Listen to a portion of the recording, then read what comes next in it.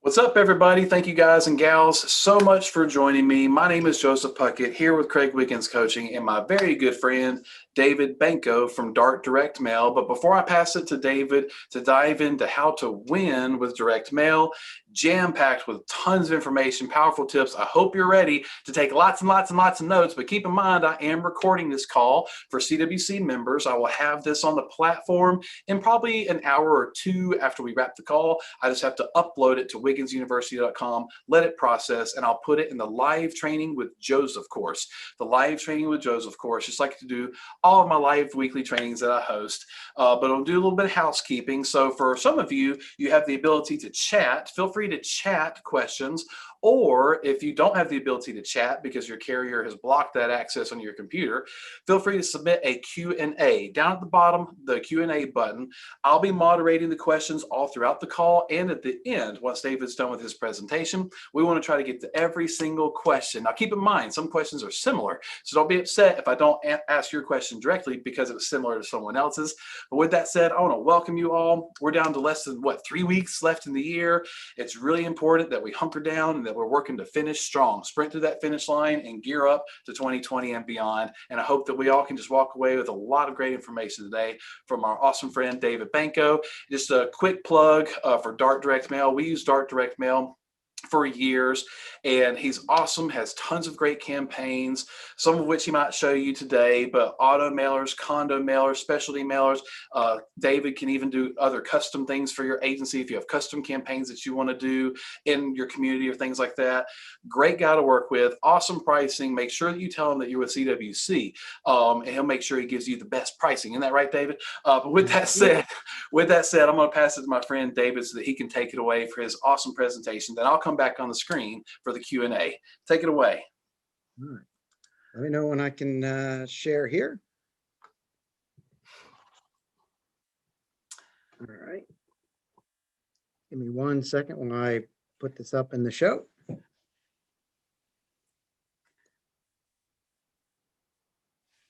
Let's see here. All right. All right. And then swap that display again, then we're good. Yep. All right. Beautiful. Good. Yes, sir. Excellent. So I want to make sure everybody can hear me all right. If I'm talking too loud, just let Joseph know and he'll let me know here. But I appreciate the introduction, Joseph, and I appreciate everybody being here and letting me talk with you a little bit more about how to take advantage of specific marketing ideas, and specifically with direct mail. But I want to say 2020 kind of been a crazy year, I know, and it's kind of changed the rules and how we think about things and how we present to clients and how we market. To be honest, I mean, people are still worried about their jobs, they're worried about the economy, and we're hearing seemingly bad news every single day about how this virus is impacting us. But it causes feelings of uneasiness. And it has people really grasping for two different things, and that tends to be security and savings. What I envy about you guys is you're able to provide that to them both, which is precisely what your industry offers them. So I want to start off today with a quote. It's one of my favorite ones. "Never let a good crisis go to waste," by Winston Churchill.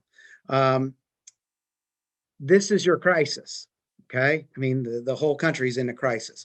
So today we're going to talk about how you can market in times of this crisis, and specifically how to use direct mail to do that. And a quick background on myself. I'm president of Dart Direct Mail. I've been in direct mail business now for almost 20 years. Been in marketing business my whole career. So what I want to do is pass along a little bit of that knowledge, pass along about things that you can do and things that you can take advantage of, whether you're using a company like us or whether you're doing it by yourself. I'm trying to pass along some tips so that you can find out what are the best direct mail practices and how to get the most out of your specific campaigns.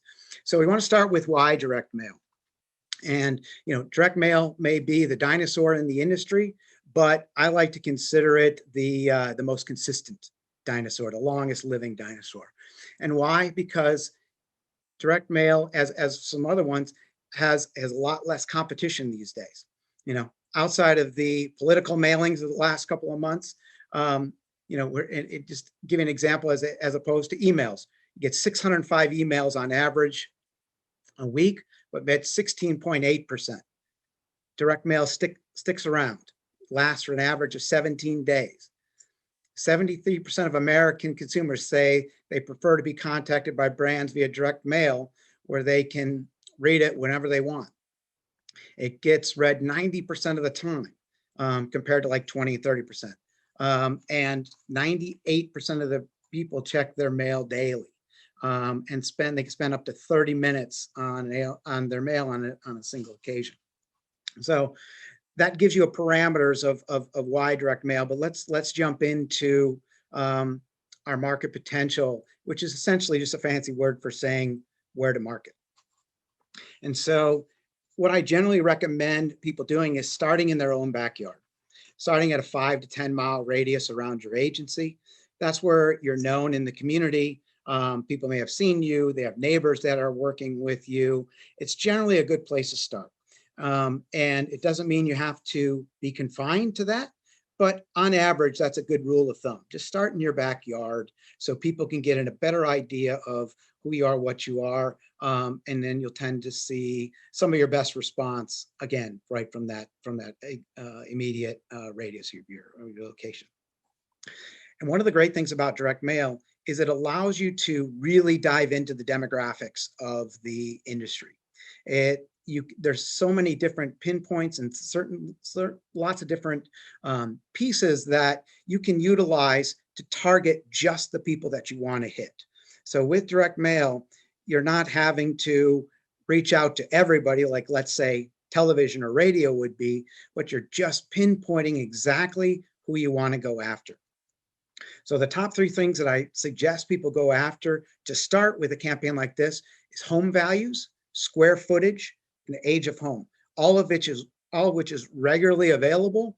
And there's lots of good data sources out there that will get really specific down to the types of categories out there. But home value, square footage, age of home, top 3 things that I generally suggest people go with.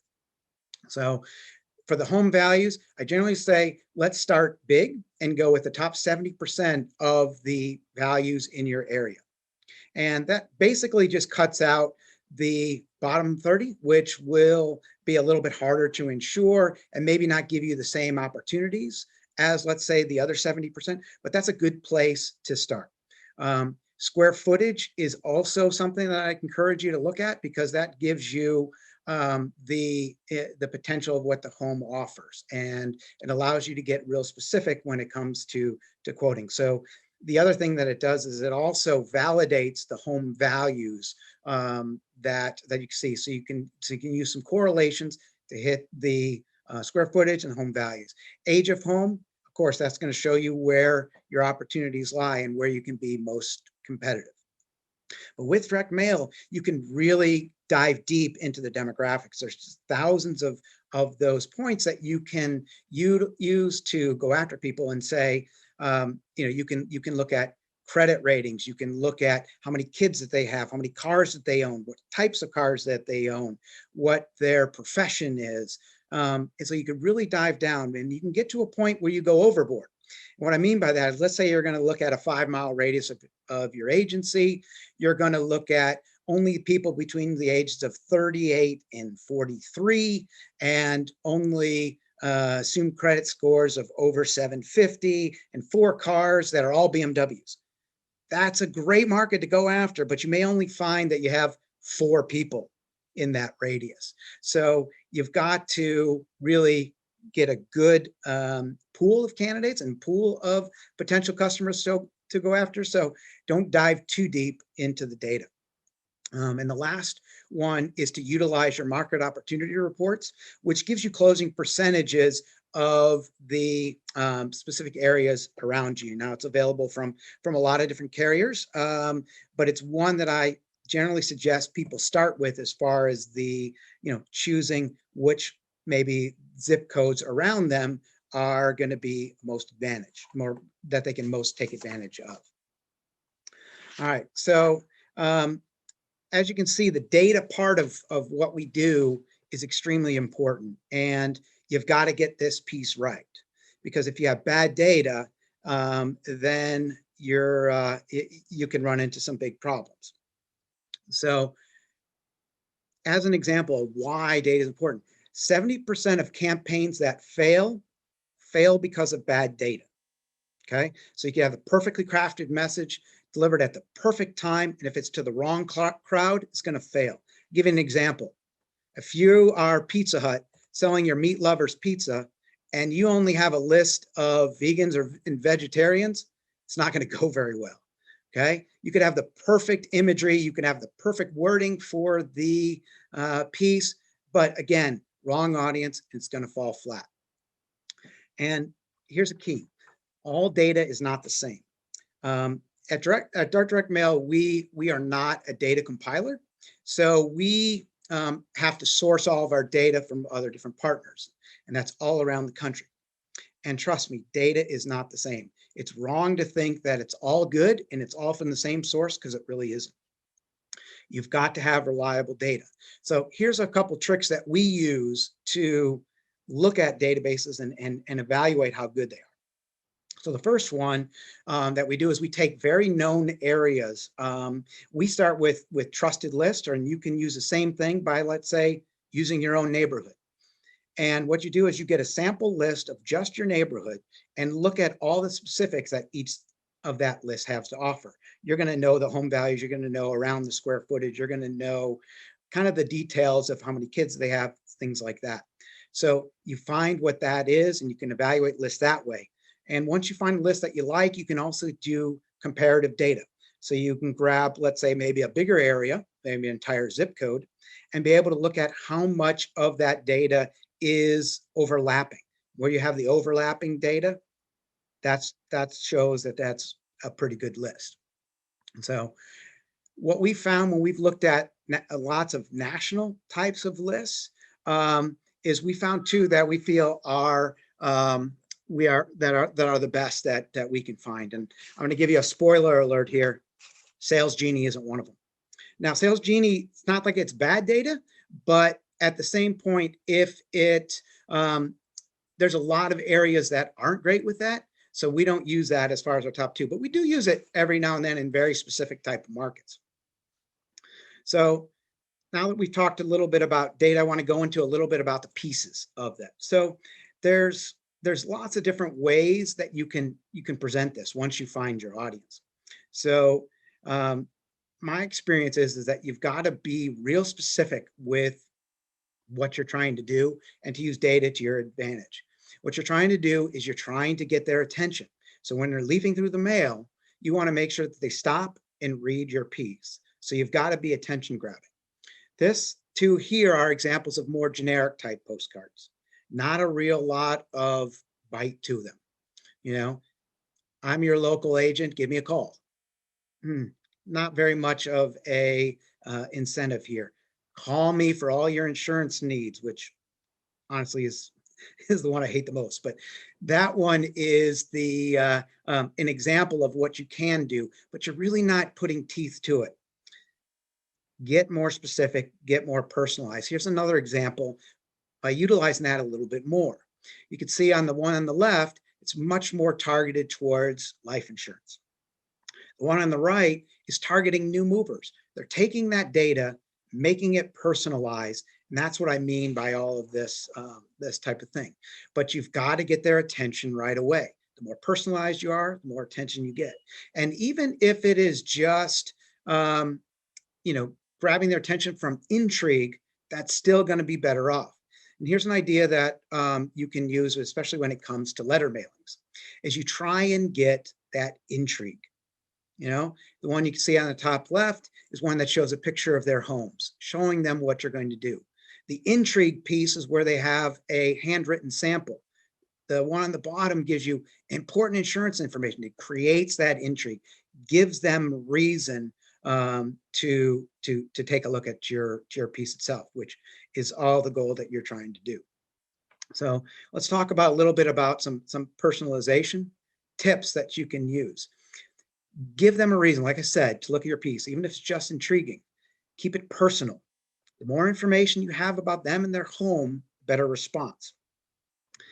Remember when you're going after them to keep in mind what's in it for them, not a win-win situation, but specifically what's in it for them. Always put in a fear motivator. And this one, FOMO, is a fear of missing out. So put that in there and give them a reason to call and what will happen to them if they don't call you. And that could be something, seriously, you're going to pay too much, or you're going to miss out on an opportunity if you don't act now. Make it a one-to-one feel.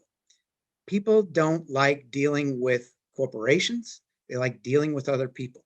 So the more personalization you can put from your end, in other words, giving them a person and a face that they can talk to, that's great. This is another part of that personalization. Use it to your advantage.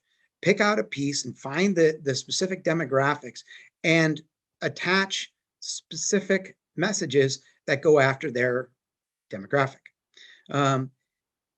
Give them specific instructions of what you want them to do. It could be as simple as call us today, or it might be visit our website to get your free analysis or something like that.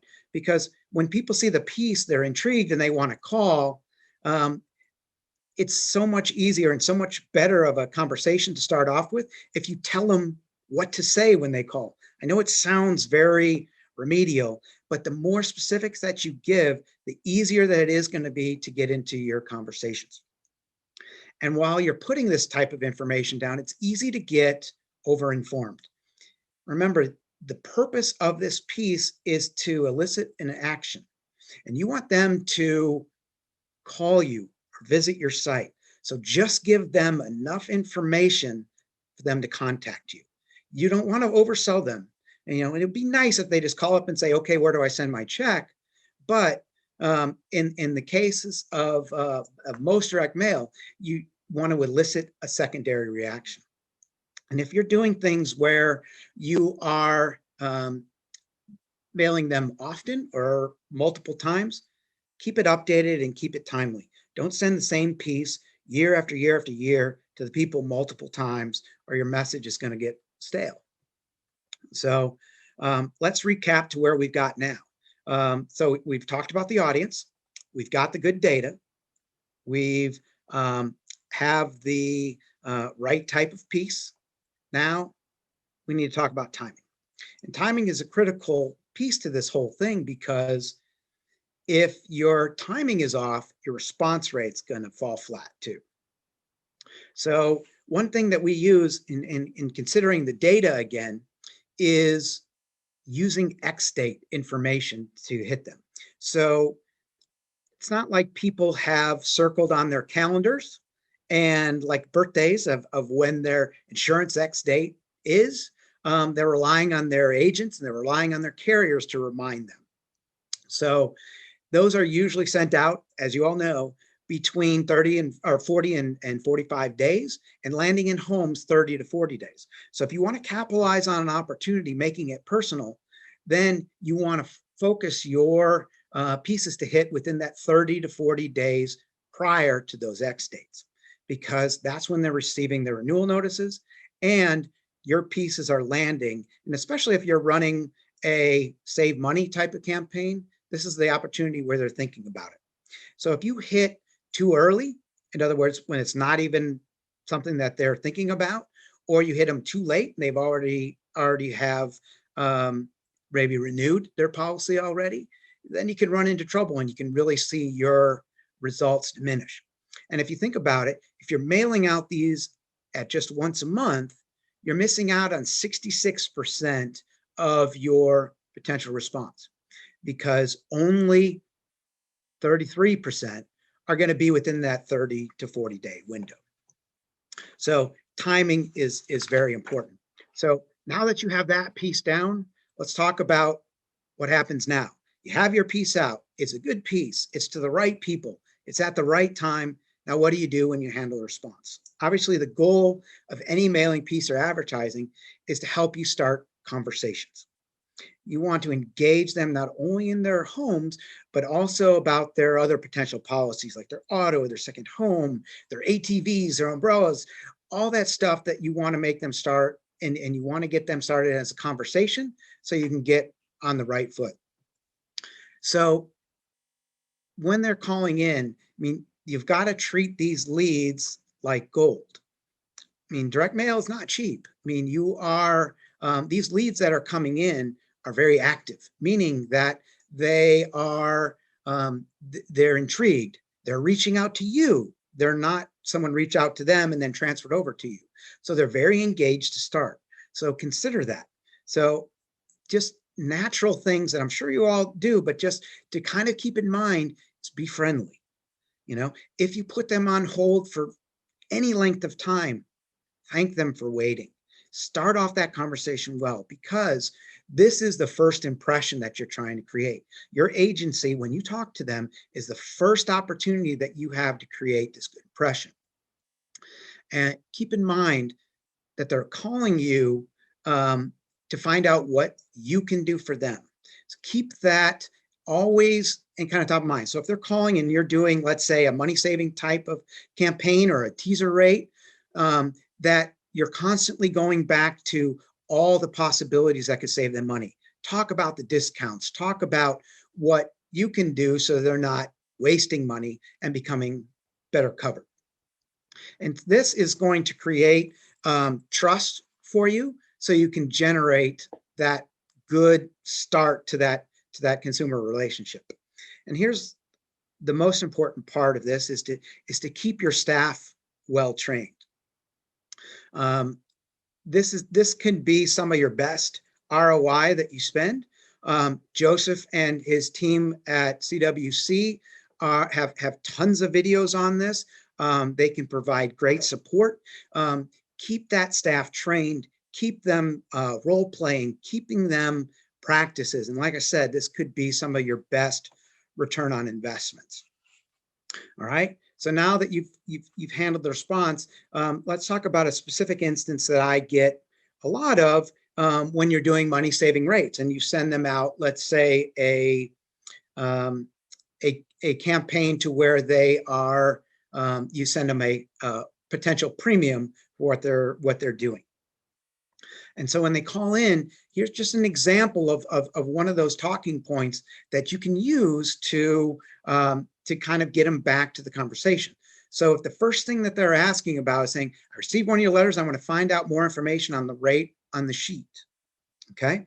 And now you've used a lot of assumptions to get to that rate. So start off with something like, thank you for calling, I'm happy to help. For those premium rates on your letters, we made some assumptions about you and your home and what coverages you might potentially need. So let me start with some more details, and I'll be sure to get you a customized rate once we get the specifics from you. Now, let's see how much money we can save you potentially over your existing policy.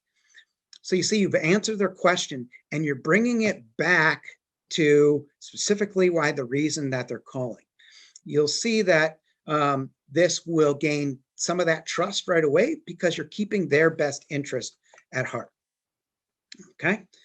So another type of thing that we get is when we send out pictures of the home. They ask, how did you get a photo of my house? Well, one thing is we say, address them like this. Thank you for asking about it. The photo is sourced from Google Street Maps view images, which you may be familiar with. Let me assure you, no one from our office went out and took photos of your home. This is directly from the Google Street View application.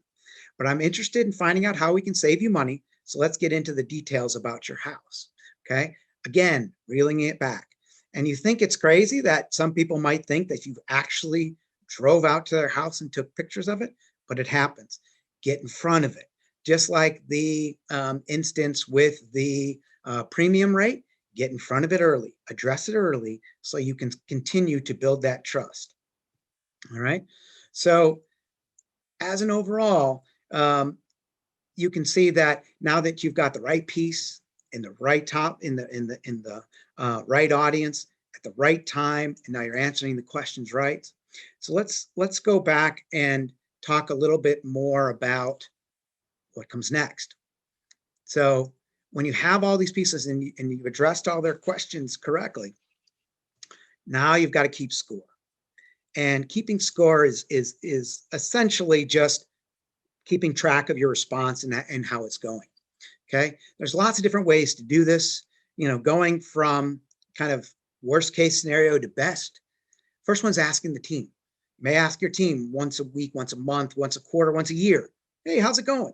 And you'll get some feedback on that. Not a lot, but you'll get some feedback. Second one, a little bit better, is you ask them to ask the potential customers how they heard about you and make sure they write it down. It's not super accurate, but it's much better than just asking them to recollect from option number one. The third one is to create a different phone number. It's a popular thing to do because that way it gives you a little bit of technology on your side to where you can see how many phone calls again. You can track the activity based upon that number. But you can actually take it one step further and use what's called call tracking technology.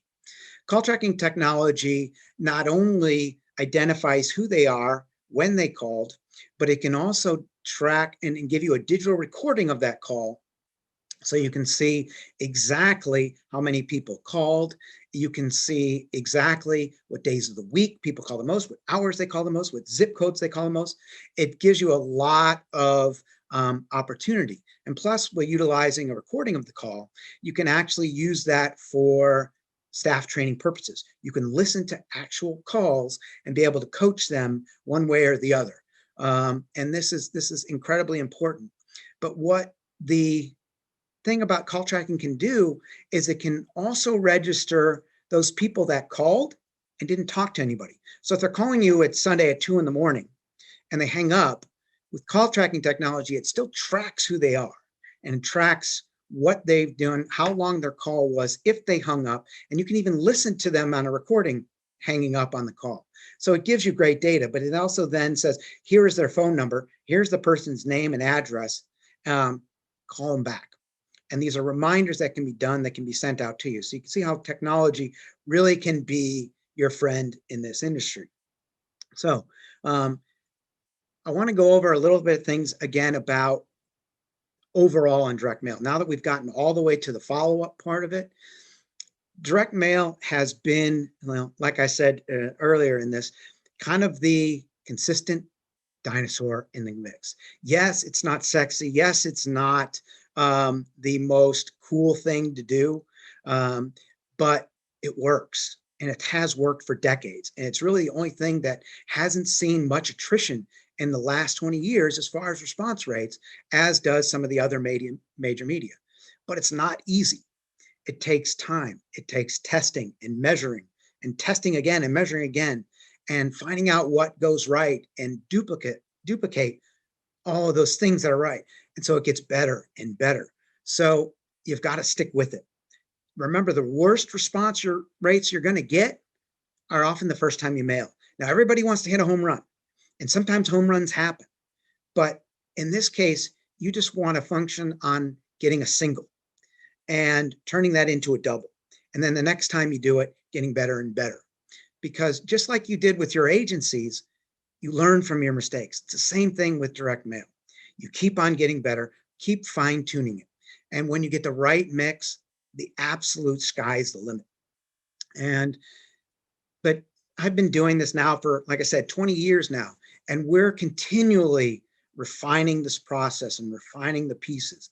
Because when we get to a point where we think it's great, we keep on wanting to test a little bit more.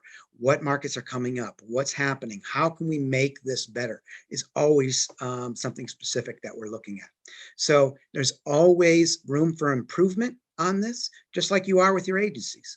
You can make this so it is always doing better for you.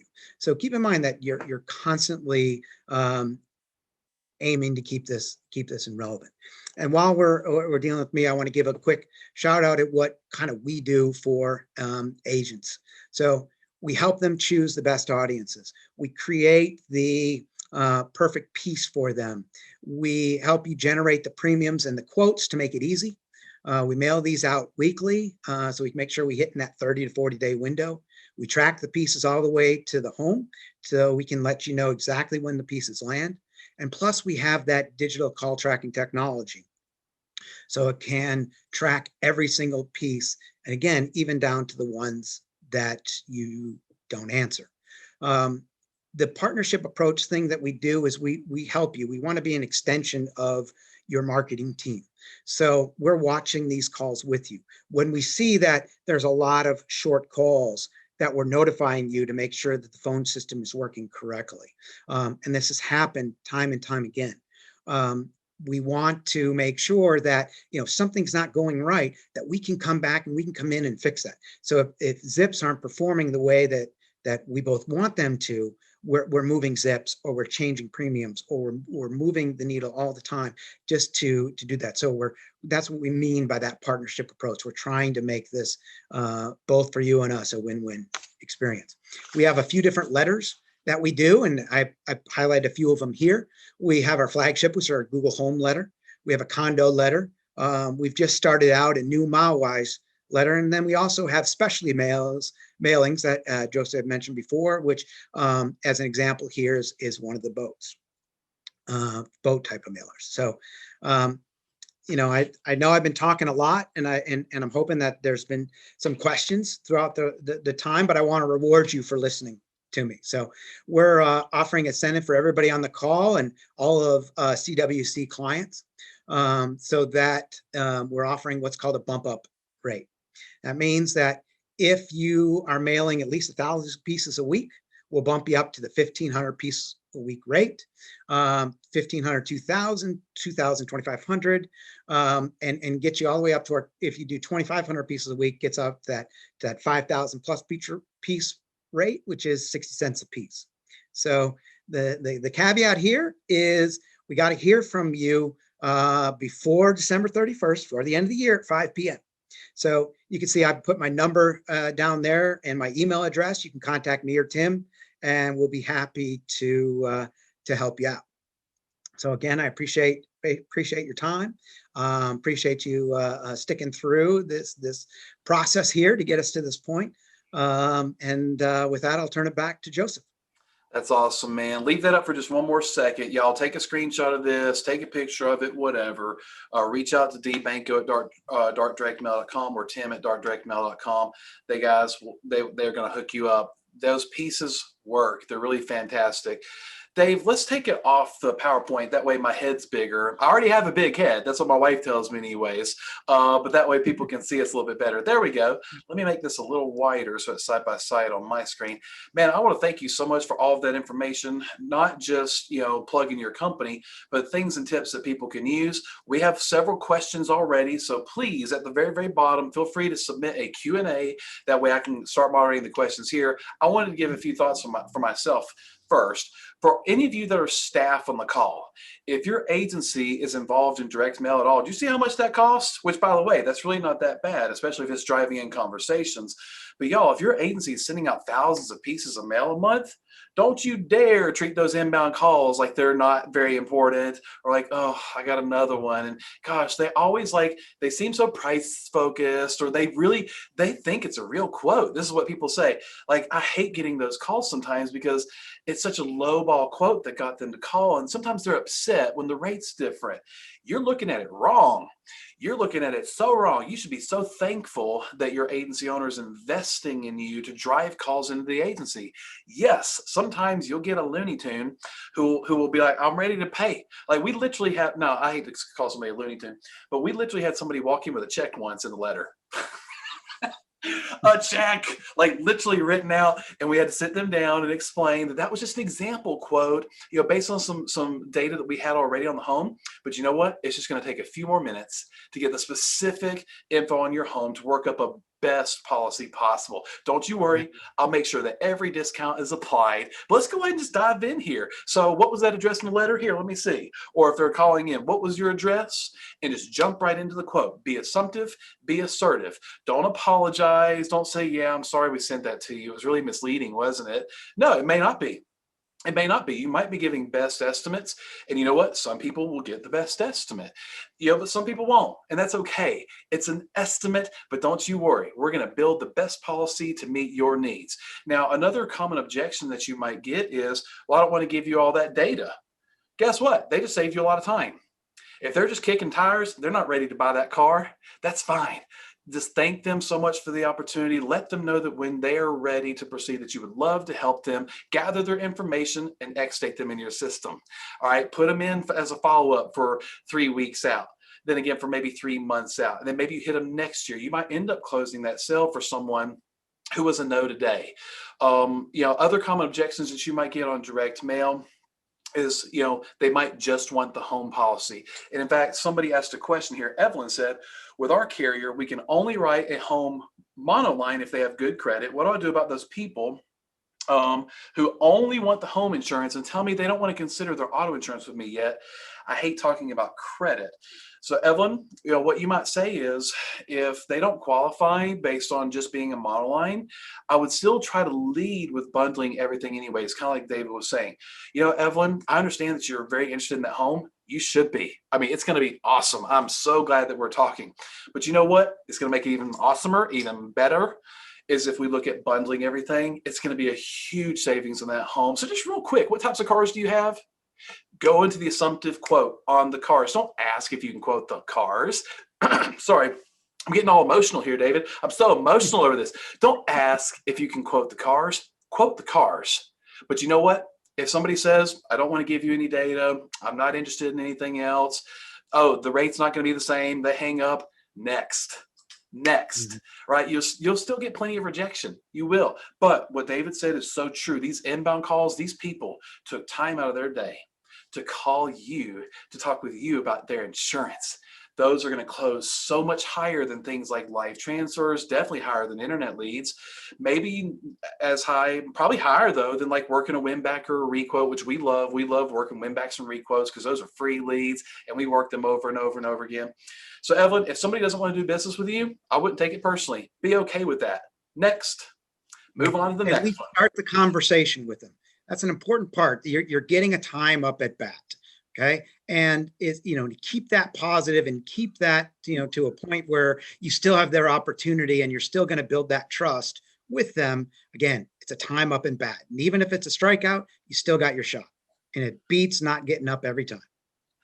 Well, we have a lot of questions. I just looked over and it just like jumped. So I'm gonna rattle these off to you. So Doug asked, does it matter in your opinion if the phone number on the letter is a toll-free 1-800 number, or should it be a local number, which is probably what I would do? Yes, definitely a local number. Again, it's going off that same philosophy of dealing with a person or dealing with corporate. 800 numbers are typically 800 wise, and local numbers are people. And they can see where you're calling from and where you're, how close that you are to them. So absolutely a local number every time. And Alyssa asked if Craig Wiggins' agency has ever used DART or used DART. We certainly do, and have known David now for several years. Y'all, if you come to the events, David's always there, and you can have a great conversation with him face to face. But someone just asked again for your contact info. So would you mind, I hate to ask you to share again, but can you share that slide one more time? And everybody, get ready to take a picture or a screenshot. But someone asked about that. I'll take the next question while he's pulling up his contact info again. And you don't have to play the slide or anything. Maybe just go back one once you get on the contact info. Doug asked if these are Allstate compliant. So if you're with a specific carrier like Allstate, as long as you don't use the Allstate logo on it, things like this are compliant. But if you want to use the Allstate logo, you have to go through corporate and use their tag mailers. And by the way, Allstate mailers or State Farm or Farmers mailers aren't bad. But you know what we found? We found a lot better response rate. When you put the picture of someone's house on a letter, I mean, it's just crazy. Hey, David, real quick, because I'm only seeing the 100. Oh, no, that's it. Let's got your contact info. Got it? You got it up there? All right. Yeah, did everybody take a picture? Everybody take a screenshot? Going once, going twice. All right, stop sharing so our face is bigger. You can do whatever you want as long as you don't do the logo on that, and you're not talking about like retirement products or things. So we've been using our own mailers for years, and the response rate is through the roof on these compared to like more corporate-y type mailers. Mhm. Let's see here. Brandon asked, how aggressive do you recommend going when sending out the price teaser mailers? I'm assuming he means how low do you go on the price? Exactly. So you've got to keep it in the ballpark of real, because if you send this out and it's too low, you're not going to get the calls. So you want to make it what would be like the perfect scenario. You know, the people that get the rates, you want to get it competitive enough to where it's achievable, but you don't want to make it ridiculous either way. And someone just asked again about local numbers for each region that you market. I would Yes. definitely, if you're going like statewide, and David can help you all with this if you decide to use Dart, they can look at like doing different phone numbers for different parts of your state. We Correct. That stay only pretty go to local. particular areas. Yeah, we stay pretty local because, we just don't really want to go too far out. Because what's interesting? Sometimes agents 100 miles from us are doing mailers in our area, and the customer literally brings it into our office. You know what we do? We're not calling that agency that paid for that mailer. We quote it and we write it. So I don't necessarily want our mailer going to someone else. But if you're going statewide or region wide, just know that that's probably going to happen. Be okay with that, because you're going to get way more calls into your number. Annie Q&A the contact info as well. Annie, I love that. Thank you. Tom said, how long do these prices last? So through the end of the year, December 31st, right? Yes. December Alan 31st. Alan Ragus asked David, "Are you free right after this webinar?" So Alan Ragus, maybe y'all can connect. Yep. Let's see Absolutely. here.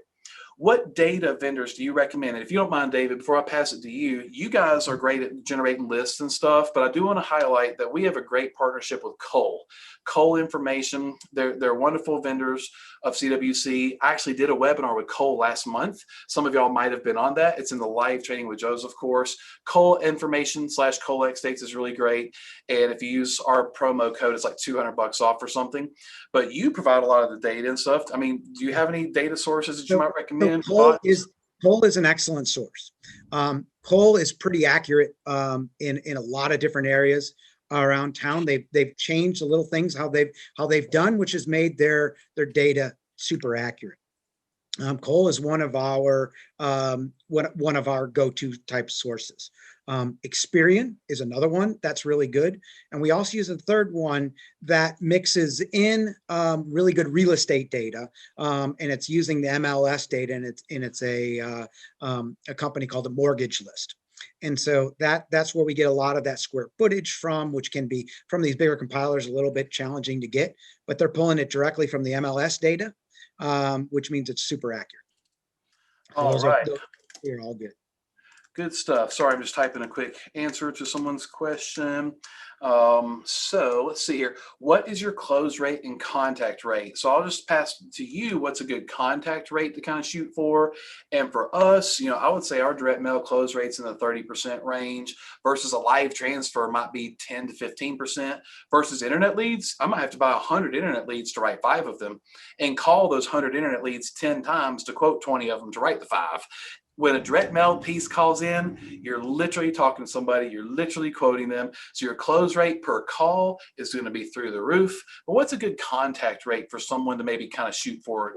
It's a great question because it varies in all different places around the country, and it varies where how competitive the marketplace is, how many people are trying to do the same types of things, and it's also depending on the volatility of the market. If the rates go up and down a lot, you'll see a lot more of that response rate. We've seen everything from 0.5% up to 3% response. The way with our Google mailers, I generally say that it's around a 1% response rate, and that's been actual. And a lot of times it's above that, but that's a good kind of benchmark that we set for all these pieces is a 1% response rate.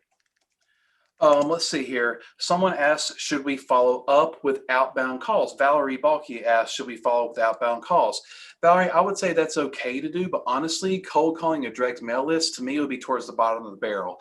I want to be working my hot prospects, my warm prospects, my cross sells, my win backs, my requotes, aged lead lists. then maybe direct mail follow-up calls? Is it something terrible to do? Like on your list, do you provide lists that has phone numbers, or some of them no? Like, So home phone numbers are getting less and less reliable. We actually stopped selling home phone numbers because the rates were, they were receiving so many numbers that were not, they're not live. They would, these triple plays that these cable companies and such have been doing has created a lot of dead leads. And so we stopped selling them. But one thing that we did do as a follow-up, which may make a lot of sense, is we're now selling email addresses to the people's home. So you can add that onto your list, and you could send out mass emails, which doesn't take a lot of time, but gives you that secondary touch. It's a much more recommended follow-up tool because it engages people, lets them read it when they can, and isn't interrupting their dinner, right? Angie just said, is it just me, or does David kind of look like Craig Wiggins? And I just said, I can kind of see that now.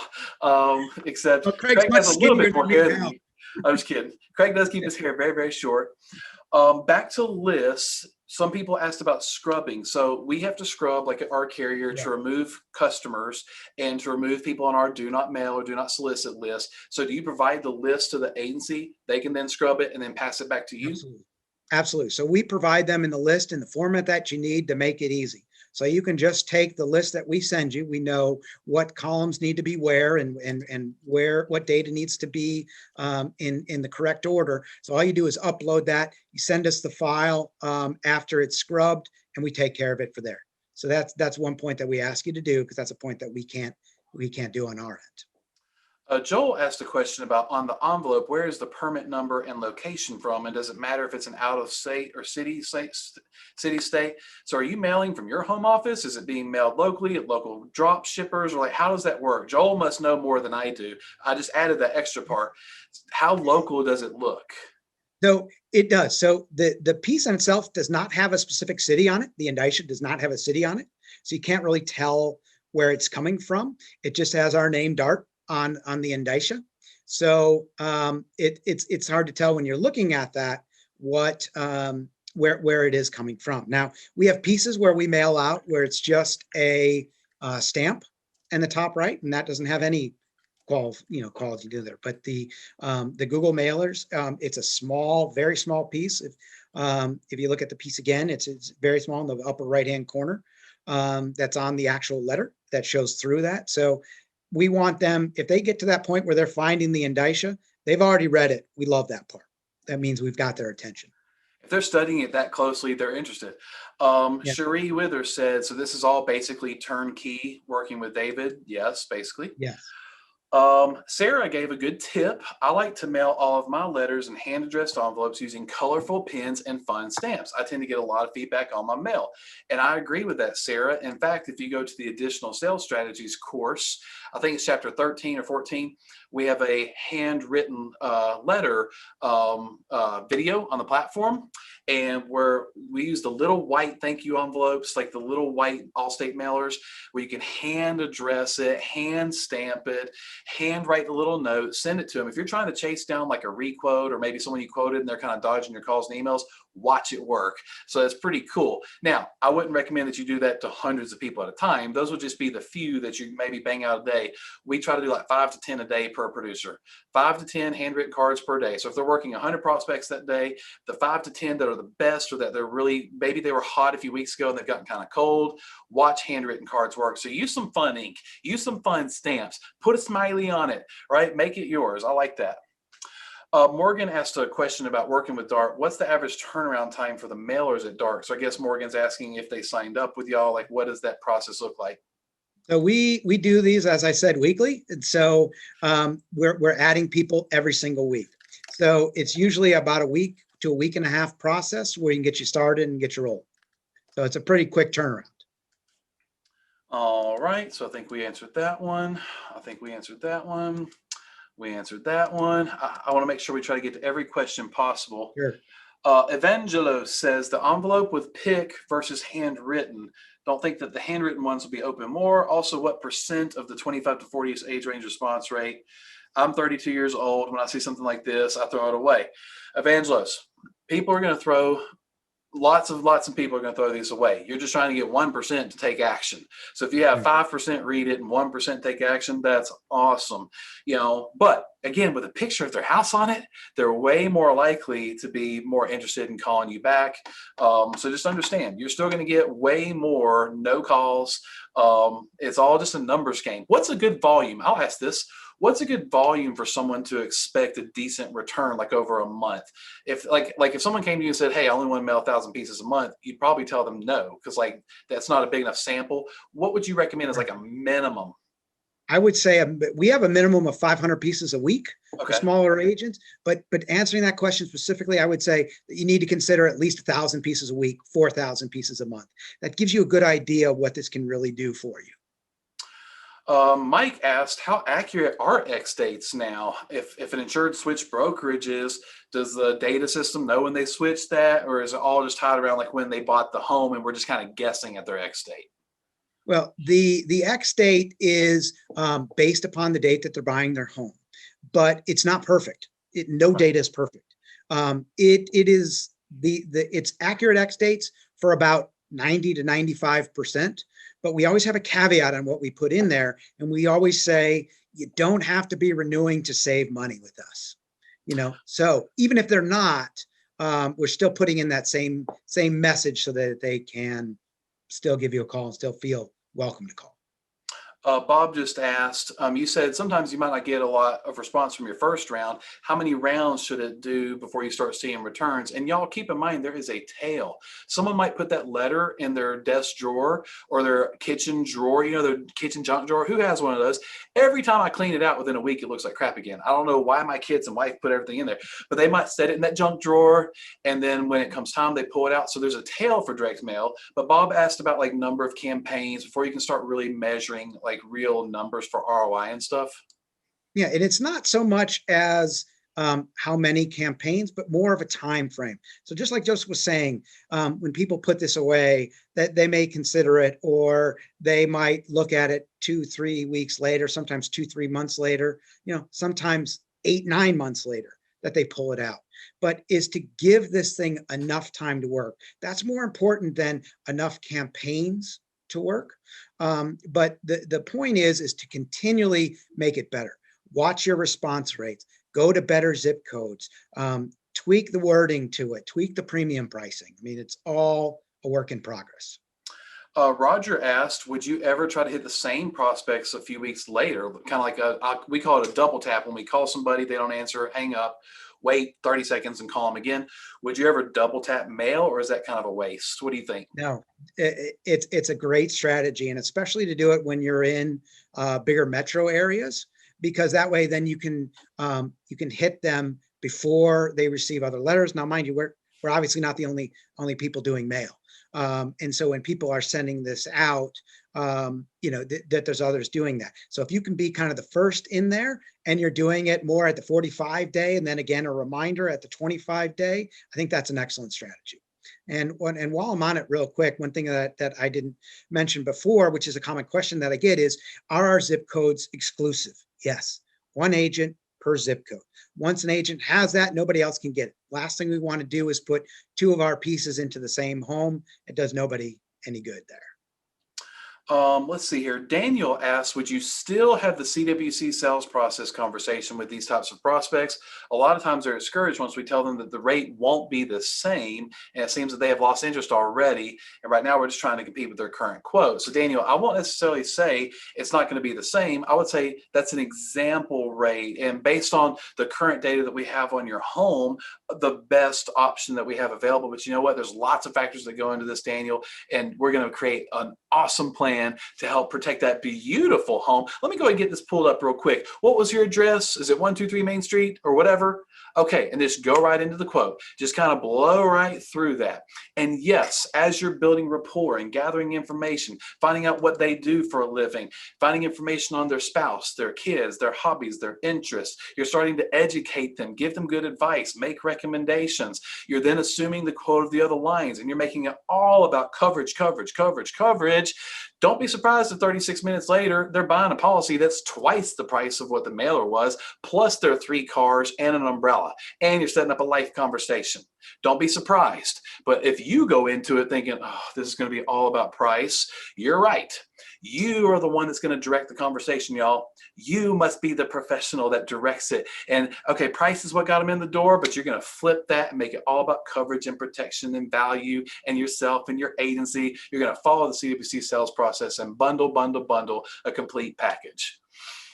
We got a couple more minutes here. Let's see here. Ken, if you're looking to only target your local community, which only has about 5,000 households, would this be an ideal target for your company, being that that might not be large enough volume? I think maybe we need to go outside of the local community if it's that small, don't you think? Yeah, I think that that's something that you can consider too. But in those type of cases, as Joseph said, we're pretty flexible. Let's come up with a solution for you to go after that. I would suggest that, yes, you go after them. And even though it's a smaller community of the people that you want to get to, then yes. But that 5 to 10 rule is flexible depending on population. So if you're in a more rural area, absolutely go out to that 15, go out that 25-mile radius, or heck, go out to the 50 if that's what it takes to get to your numbers. George says this stuff is gold. However, sometimes they get accused of taking photos from the bushes in front of their home. Quality business comes from these. We just need to close better. So that's funny.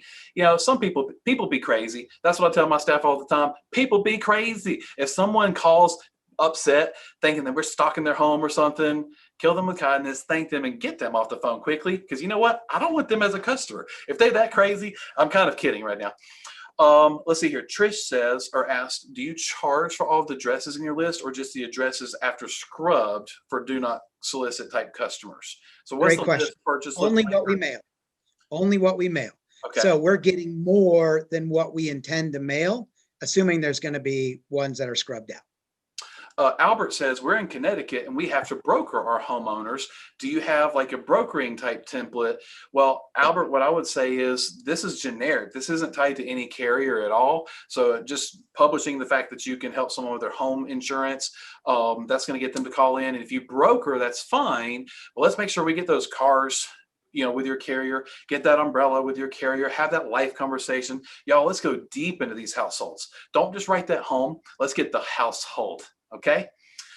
Let's see here. There's one last long question. I want to read through it real quickly. So no more questions real quick. So that way I can feel good that we answered them all. And then another question just came in.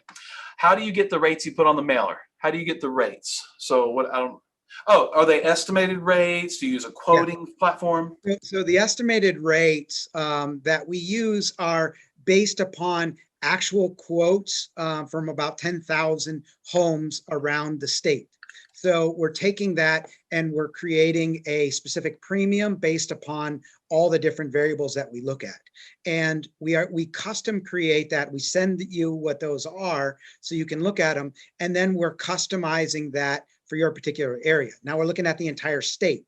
And so when we're looking at that, then we may need to tweak those down to you. So when we first start with you, that's one of the things that we do is we make sure that we get down to what your area's actual premium and aggressive premium rates are going to fall.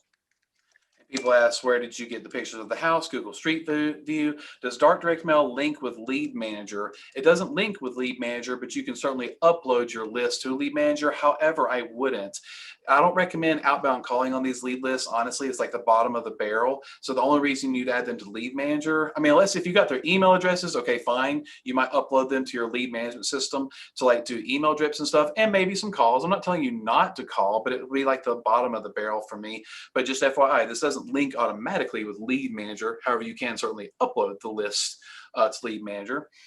With that said, Evangelist had a question that's kind of broad. One of my producers took somebody from lower coverages to max liability, bundled auto, home, umbrella. We were actually cheaper, but they decided to stay with their current carrier for less coverage.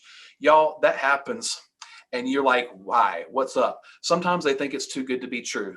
They might think it's a takeaway rate and that you're just going to raise their rates later. Sometimes they really feel loyal to their current carrier. And you know what? That's cool with me. I love loyalty because you know what? When they come here, they're going to be more loyal to us. Sometimes people just don't make good decisions. Just watch the news, right? Sometimes people just don't make good decisions. What I'd say, Evangelos, tell your producer, follow up with them in a month. Follow up with them in a month. By the time they paid that next bill, follow up with them in a month and say, hey, it's me again. It's been about 4 or 5 weeks since we last talked, and I've just been thinking about you. I would love to get these much better policies for lower rates in place. And I was wanting to see if you just had a couple minutes for me to ask you a couple quick questions. Has anything changed on the application yet? Go straight into the assumptive quote. See what happens after they pay another bill or two. But you know what? A no today is not a no forever. Persistence pays. That's a phrase I use all the time. Persistence pays. You're building your pipeline for future sales. Evangelists, tell your producer to keep leading with liability, keep leading with coverage. Don't be upset that it was a no today. It'll be a yes at some point, maybe in a month, maybe in 6 months, maybe in 2 years. Keep working them. Persistence pays. With that, dude, we literally hit dozens of questions, and I feel really good about it. Any final thoughts from you? And by the way, thank you for taking time, and thank you to the hundreds of participants live and the hundreds and thousands watching this recording in the future. Hello, good to see y'all. Thank you, David, so much. Any final thoughts from you before you kind of take us out? Again, just to thank you to everybody. I appreciate the time. Reach out to me if you have some questions, even if you don't go through us, and even if you just have questions about your own direct mail, please call me. I'm very open to talking and helping any way I can, whether you're a customer or not. So give me a call. I'd be happy to talk with you. I can evaluate what you're doing and give you some tips, specifically on yours. I'm happy to do that anytime. Thanks so much, David. Thank you to everybody. I appreciate y'all. Have a great rest of the week. Have an awesome weekend. 3 weeks left. 3 weeks left to finish strong. Don't you leave anything on the table. Let's sprint through that finish line and ramp up into an awesome 2021. Thank you again so much. I appreciate y'all. And if I don't see you again, have a very Merry Christmas and a Happy New Year. See y'all later. Bye-bye.